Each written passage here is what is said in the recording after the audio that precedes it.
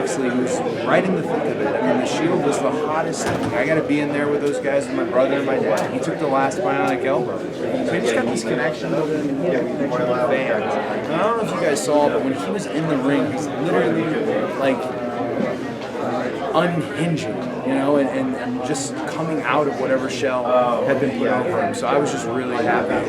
I'm not happy he went after Kenny, but I was really happy. So Moxley, wish we did. Cody, I want to ask you about obviously the match with Dustin tonight. Yeah, buddy. The match with Dustin tonight, I felt this weird sense during the match because it's no secret WWE didn't give you guys the WrestleMania match that you guys wanted to have. And I would argue it was the most emotional match of the night. People were kind of in tears about it. It was very real. And the idea that that match wasn't deemed worthy from a pay-per-view is insane.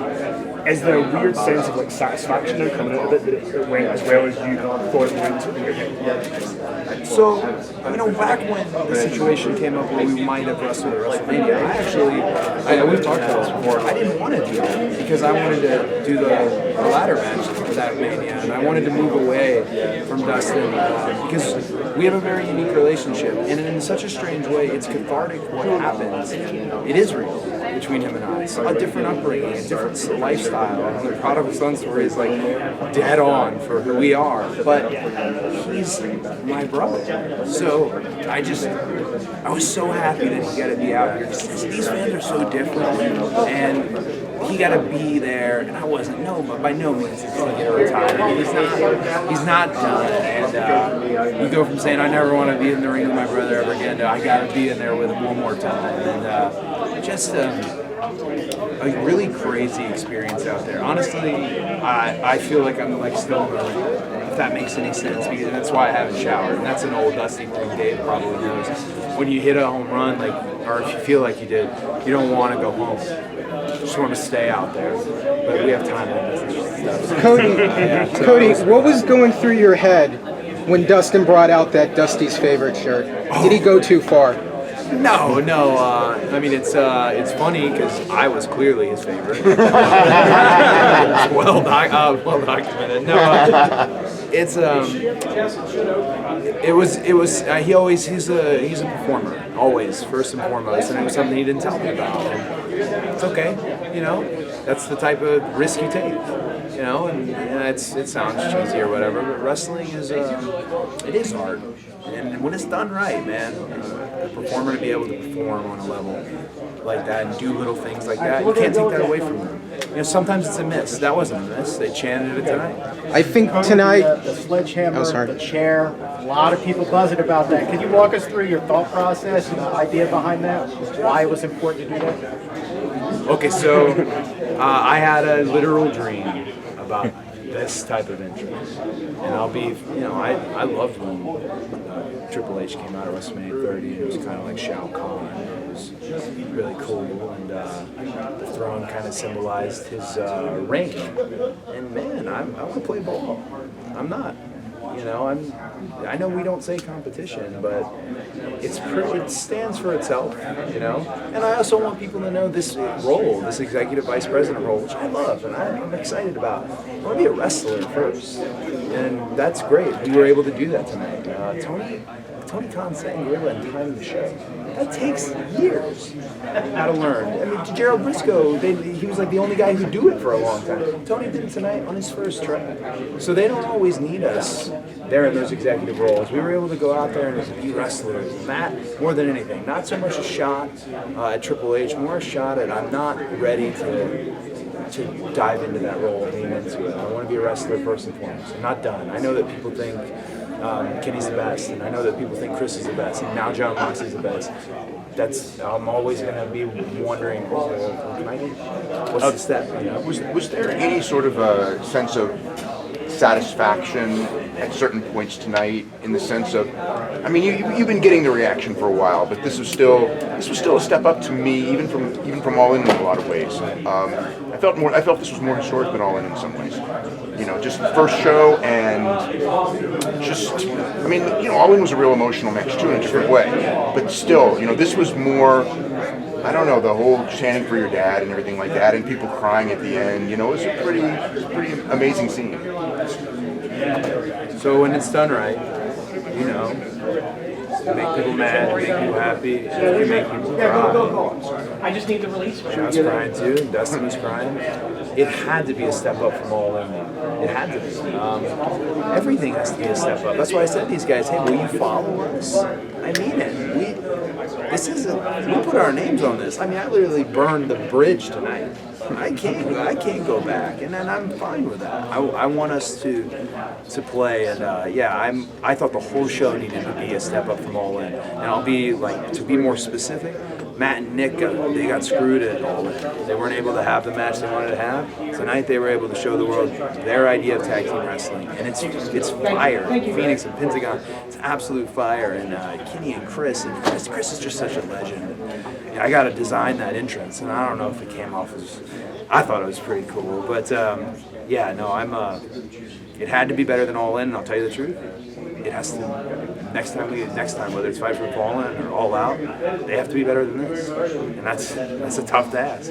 Cody, I have a real question. Oh yeah. Who approved you to do media? Because I talked to the chief brand officer and she said you weren't on the media. I thought I was on the list. I know We got Mark. our lines crossed. I know Mark's got something. No one's complaining. Uh-oh. Excuse me, I don't want to step on the children. We got a couple minutes with Cody.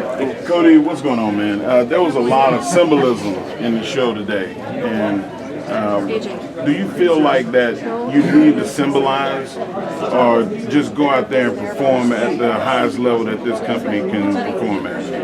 I think it was important that we provided a variety. You know, Eric Bischoff, that was something big, and it stuck with me. It was like the buffet.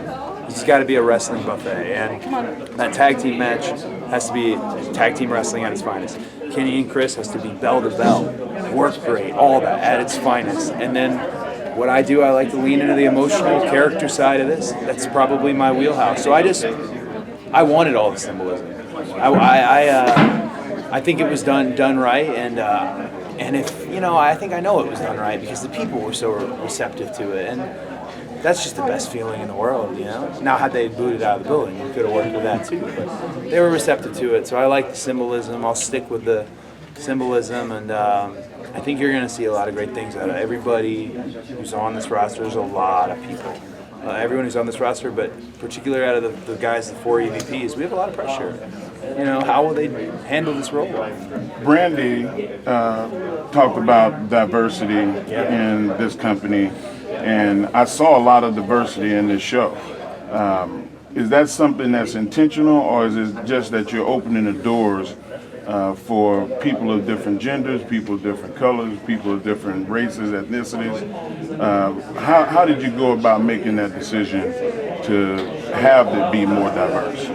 Well, I'm in an interracial marriage, and I've learned a lot that I would have never known. One time I told Brandy, I said, I don't have a racist bone. I said, I don't see color. And she said, well, then you don't see my experience. And I thought, you're right. I can't just say that. You need to be able to see that experience and at least understand it. And the old territory system of just one, and a lot of folks may remember that. That's out. That's out. The best wrestlers are gonna field the game, and that's a very diverse profile. And I'm really proud of it. But I know we're not gonna make that. We're gonna promote them as wrestlers. That's all the elements of diversity. We're not gonna make it a PR element for us, and that I'm really proud of because it's about the wrestling. After a big moment like this, you see people in Super Bowls and NBA championships say they're going to Disneyland. What are you going to do? So this is funny. Literally, and Joey Ryan knows this because I put him on the reservation. We're going to Disneyland to do Galaxy. Get out of here! So literally, I put Joey on that. He doesn't know. Now he does. We got to go see. I'm a massive Star Wars fan, so I have to see Galaxy's Edge. I'm going to wait a while, but I'm excited. Cody, we saw a lot of middle fingers tonight. Hey, how are you? Good to see you again. Saw a lot of middle fingers tonight. Maybe too many. Maybe? A lot of blood, obviously, too. Is this a sign of maybe what we'll see to come when you guys are on TV, too?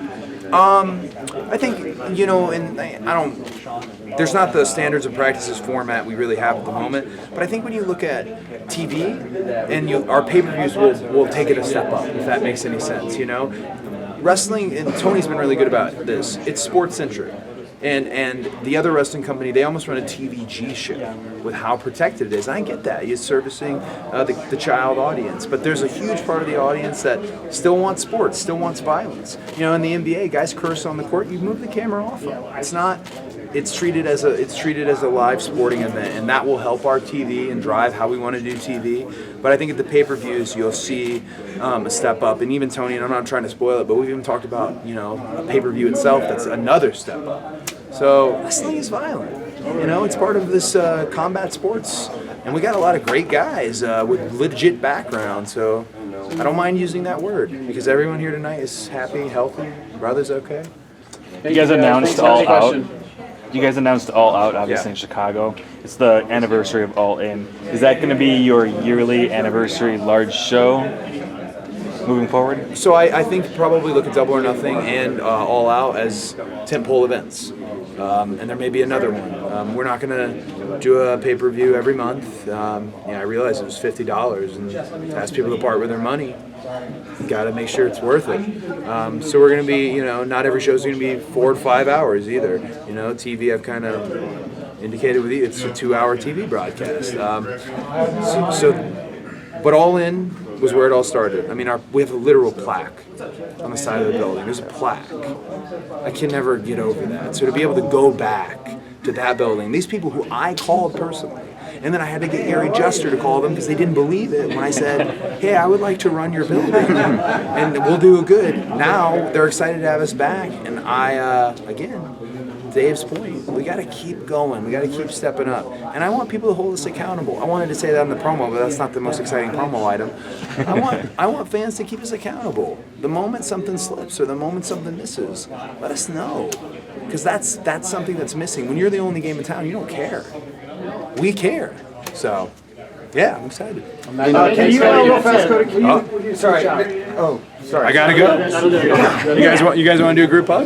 Sure. Do a group hug. How excited are you for Star Trek Picard? Oh, huge. Thanks so much, Thanks so much, buddy. Good job, Dave.